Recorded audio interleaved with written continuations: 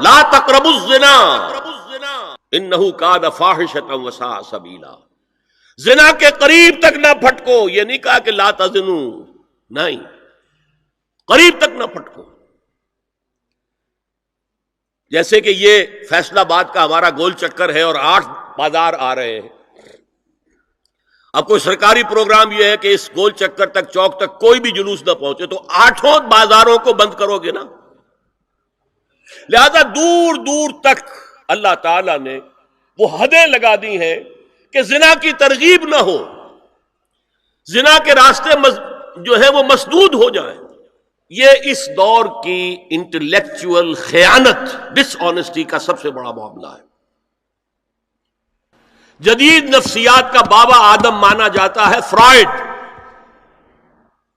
اور فرائڈ کے نزدیک انسان کے محرکات عمل میں سب سے زیادہ طاقتور، سب سے زیادہ پوٹنٹ سیکس ہے. اصل محرک انسان میں. یہاں تک کہتا ہے ایڈیپس کمپلیکس، باپ اگر محبت بھری نگاہ سے بیٹی کو دیکھ رہا ہے تو یہ بھی سیکس ہے،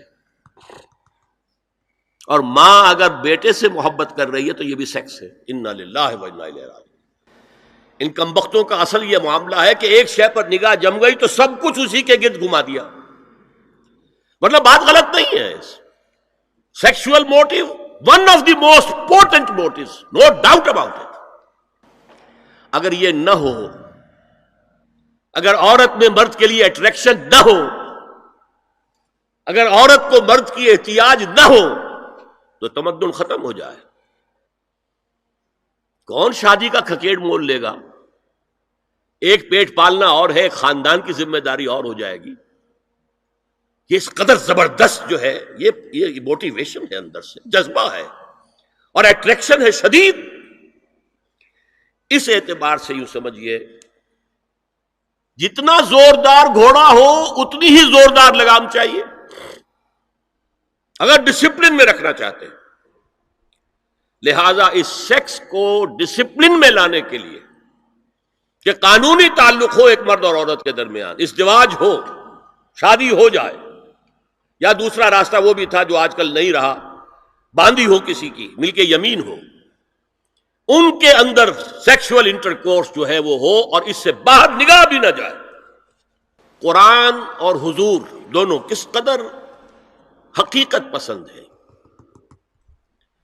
سورہ آل عمران میں فرمایا زُيِّنَ لِلنَّاسِ حُبُّ الشَّهَوَاتِ مِنَ النِّسَاءِ وَالْبَنِينَ وَالْقَنَاطِيرِ الْمُقَنطَرَةِ مِنَ الذَّهَبِ وَالْفِضَّةِ وَالْخَيْلِ الْمُسَوَّمَةِ وَالْأَنْعَامِ وَالْحَرْثِ. انسان کے اندر محبت پلا دی گئی ہے، مزین کر دی گئی ہے. کن کن چیزوں کی؟ سب سے پہلے عورت، سب سے امپورٹنٹ موٹیو عورت، پھر بیٹے، پھر ڈھیروں مال، سونا چاندی، آلہ گھوڑے نشان زدہ، اور مال مویشی اور کھیتی، لیکن سب سے پہلے عورت. زُيِّنَ لِلنَّاسِ حُبُّ الشَّهَوَاتِ مِنَ النِّسَاءِ وَالْبَنِينَ وَالْقَنَاطِيرِ الْمُقَنطَرَةِ مِنَ الذَّهَبِ وَالْفِضَّةِ وَالْخَيْلِ الْمُسَوَّمَةِ وَالْأَنْعَامِ وَالْحَرْثِ. اسی طرح دیکھیے حضور صلی اللہ علیہ وسلم فرماتے ہیں، یہ مسند احمد میں بھی حدیث ہے اور حاکم اور بیہقی نے بھی، عن انس ابن مالک رضی اللہ تعالی عنہ قال قال رسول اللہ صلی اللہ علیہ وسلم حبب الی النساء والطیب وجعلت قرۃ عینی فی الصلاۃ. اس تمہاری دنیا میں سے مجھے 3 چیزیں محبوب کر دی گئی. حبب الیہ، نمبر 1 نساء. کوئی جھجک کی ہے اپنے بیان کرنے میں؟ ہم شاید یہ جملہ کہتے ہوئے جھجکیں گے، اللہ کا رسول نہیں. حقیقت ہے، اس کا اعتراف کرو. بہت مضبوط موٹیو ہے، اس میں کوئی شک نہیں، کوئی شک نہیں، کوئی شک نہیں. حبب الی النساء والطیب، خوشبو، وجعلت قرۃ عینی فی الصلاۃ، اور میرے آنکھوں کی ٹھنڈک نماز میں ہے. اسی طرح خود قرآن میں سورہ احزاب میں جب حضور سے کہا گیا کہ اب بس جتنی شادیاں ہو چکی تھیں آپ نے کر لی ہے، اب آئندہ نہ کیجیے۔ وہاں بھی صاف الفاظ آئے ہیں، اللہ کو بھی واللہ لا یستحیی من الحق، اللہ کو حق بات کہنے میں کوئی حیا یا کوئی جھجک نہیں ہے۔ وَلَوْ أَعْجَبَكَ حُسْنُهُنَّ، اے نبی چاہے عورتوں کا حسن جو ہے وہ آپ کو بھلا لگے، لیکن اب آئندہ شادی نہیں۔ یہ میں تائید کر رہا ہوں فرائڈ کی، اس گدھے نے جو آگے تک پہنچا دیا ہے معاملہ وہ ہے غلط۔ بنیادی بات صحیح ہے، قرآن مجید کے مطابق ہے کہ سیکس موٹیو بہت سخت ہے، بہت زوردار ہے۔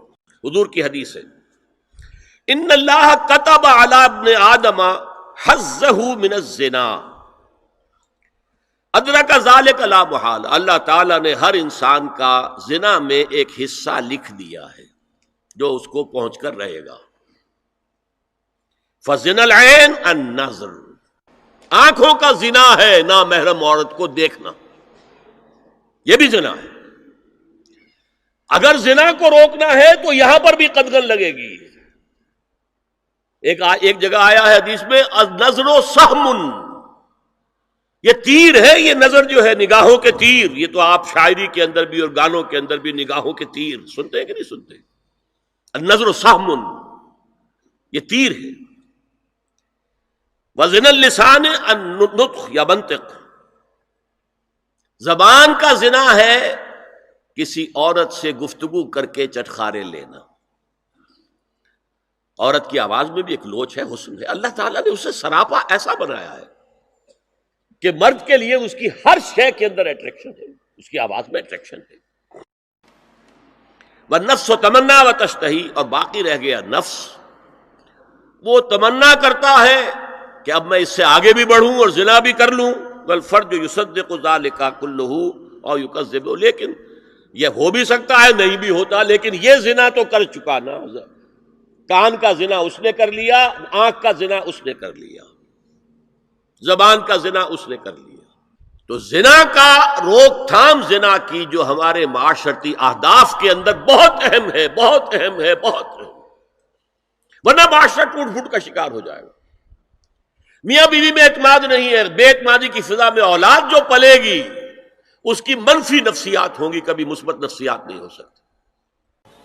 اب زنا جو ہے اس کے لیے حضور نے جو کچھ فرمایا وہ سن لیجیے۔ ادرک ذلک لا محال، اللہ تعالیٰ نے ہر انسان کا زنا میں ایک حصہ لکھ دیا ہے جو اس کو پہنچ کر رہے گا۔ آنکھوں کا زنا ہے نامحرم عورت کو دیکھنا، یہ بھی زنا ہے۔ اگر زنا کو روکنا ہے تو یہاں پر بھی قدغن لگے گی۔ زبان کا زنا ہے کسی عورت سے گفتگو کر کے چٹخارے لینا، عورت کی آواز میں بھی ایک لوچ ہے، حسن ہے، اللہ تعالیٰ نے اسے سراپا ایسا بنایا ہے کہ مرد کے لیے اس کی ہر شے کے اندر اٹریکشن ہے، اس کی آواز میں اٹریکشن ہے۔ والنفس تمنا و تشتہی، اور باقی رہ گیا نفس، وہ تمنا کرتا ہے کہ اب میں اس سے آگے بھی بڑھوں اور زنا بھی کر لوں۔ والفرج یصدق ذلک کلہ اور یکذب، لیکن یہ ہو بھی سکتا ہے نہیں بھی ہوتا، لیکن یہ زنا تو کر چکا نا، کان کا زنا اس نے کر لیا، آنکھ کا زنا اس نے کر لیا، زبان کا زنا اس نے کر لیا۔ ایک تو زنا کی تعریف ملا ہے۔ سورہ بقرہ کی ان آیات کو نماز میں تلاوت کرتے ہوئے میرے دل میں خیال پیدا ہوتا ہے کہ میں ان گناہوں کی معافی مانگ رہا ہوں جو بھول کر یا چوک کر ہو گئے، لیکن جو گناہ میں نے پورے شعور سے کیے اور اب بھی کر گزرتا ہوں ان سے کن الفاظ میں معافی مانگی جائے؟ وہ معافی مانگنے کے لیے تو یہ ہے کہ رب انی ظلمت نفسی ظلما کثیرا، جیسے حضرت آدم سے خطا ہوئی تھی اور حضرت حوا اور آدم نے دعا مانگی تھی ربنا ظلمنا انفسنا وان لم تغفر لنا وترحمنا لنکونن من الخاسرین، وہ دعائیں بھی قرآن مجید میں موجود ہیں۔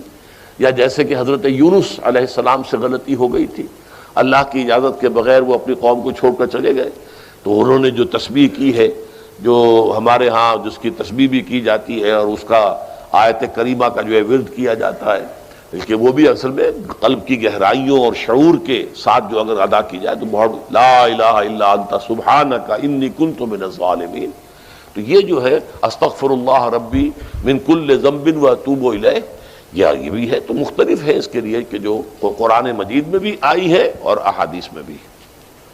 البتہ توبہ کے بارے میں چونکہ ذکر آج ہوا ہے اور آپ نے سوال بھی کیا ہے، تو یہ بات واضح ہو جانی چاہیے، توبہ کی 3 شرطیں ہیں صحیح توبہ ہونے کی، اور یہ 3 شرطیں ہیں حقوق اللہ میں جو گناہ ہوا ہے اس کے ضمن میں، حقوق العباد میں ہوا ہے تو 4تھی شرط اور ہے۔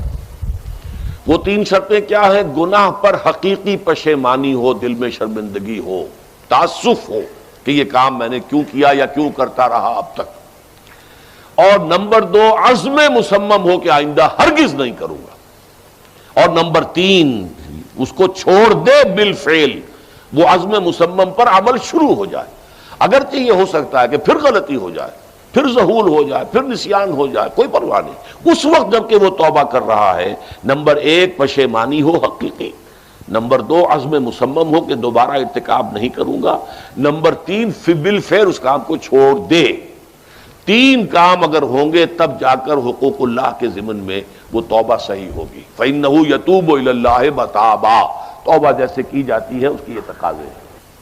اگر تلافی کر سکتے تلافی کیجئے، کسی کا مال ہڑپ کر لیا تھا واپس کر دیجئے، اس کے بغیر معافی نہیں ہوگی۔ اگر وہ فوت ہو چکا ہے، واپسی ممکن بھی نہیں ہے تو ٹھیک ہے، اللہ تعالیٰ کے ہاں جو ہے وہ اس کا آپ کی نیکیاں اس کے حوالے کر دی جائیں گی۔ یا یہ کہ اگر زندہ ہے آپ اب نہیں بھی دے سکتے اس کا مال، یا آپ نے جا کے کہا بھائی میں نے آپ پر تہمت لگائی تھی، میں آج معافی چاہتا ہوں، خدا کے لیے مجھے معاف کر دیں۔